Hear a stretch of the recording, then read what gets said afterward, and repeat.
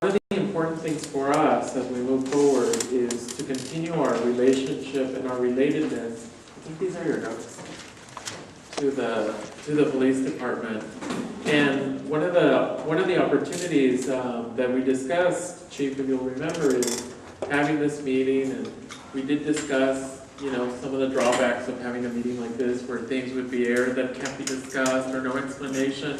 So we're left with open-ended kind of, you know, open statements that can't be defended or responded to because of those issues. And so I guess what we're seeking is a better process. Not a perfect process, but a better process. And we don't know if that can be achieved at the local level or legislatively or otherwise.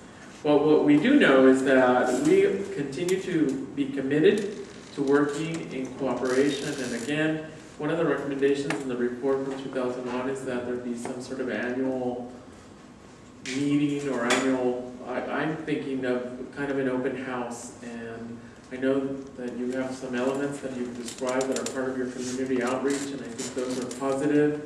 And also, you know, opportunities for us to interact. I don't know if an open house at the police station is even appropriate or things like that. But again, we continue to believe that there's more room for cooperation than there is for us to have this perception that there is so much energy to protect that particular officer or even the image of the department that we are prevented from seeking justice. And I too am concerned as to why District Attorney Bonnie Dumanes has not pursued this case further. I don't understand. I guess just because I don't have the specifics, I have to make those kinds of questions.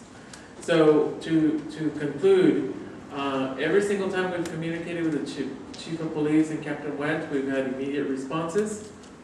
That type of, these two individuals here are perfect. In the regard of communicating with us, and we applaud that. I've never had any encounter that wasn't positive with a police officer.